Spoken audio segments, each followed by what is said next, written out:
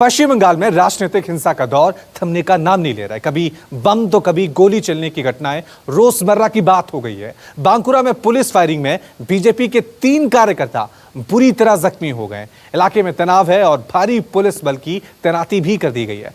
इधर कोलकाता से दिल्ली तक श्यामा प्रसाद मुखर्जी की पुण्यतिथि मनाई जा रही है।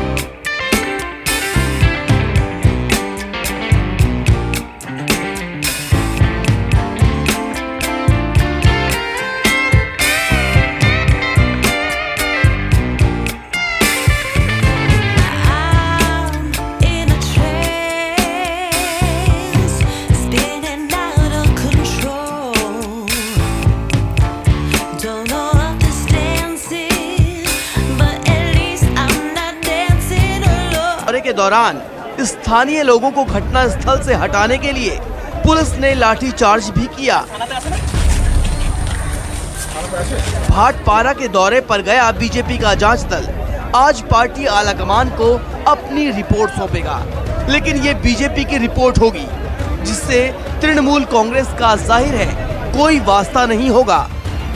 द्वारा प्रायोजित हिंसा वहाँ पर टीएमसी की जमीन खिसक गई। सारी नगर पालिकाएं, नगर पंचायत, विधायक, सांसद सब भारतीय जनता पार्टी के लोग, इसलिए मैं समझता हूँ कि वो वहाँ की जनता से बदला लेना चाहते हैं। लगातार हिंसा हो रही है, 6 लोगों की मौत हो गई है और हर दिवसों में उन्होंने निरपराध लोगों को बंद करके रखना है। तो ये फ्रस्ट्रेशन है ममता जी और मैं समझता हूँ कि इसकी जितनी निपटाई की जाएगी। दरअसल पश्चिम बंगाल में 4 वर्षों में राजनीतिक हिंसा में करीब 160 लोग मारे गए हैं।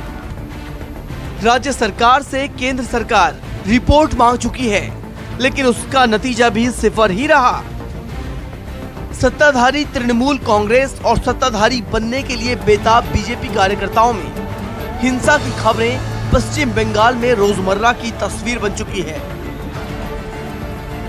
सीएम ममता बनर्जी को बीजेपी फूटी आंखों नहीं सुहाती, तो बीजेपी ममता बनर्जी के राज को उखाड़ फेंकने के लिए जी जान से जुटी हुई है और इस बीच जो जख्मी हो रहे हैं वो जान से जा रहे हैं। वो है पश्चिम बंगाल की जनता।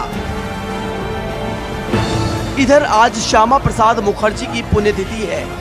टीएमसी और बीजेपी दोनों श्यामा प्रसाद मुखर्जी को याद कर रहे हैं। दोनों के अपने अपने सियासी फायदे हैं, लेकिन सवाल ये है कि पश्चिम बंगाल में हिंसा की आग आखिर कब शांत होगी। अमरदेव, कोलकाता, न्यूज़ 24।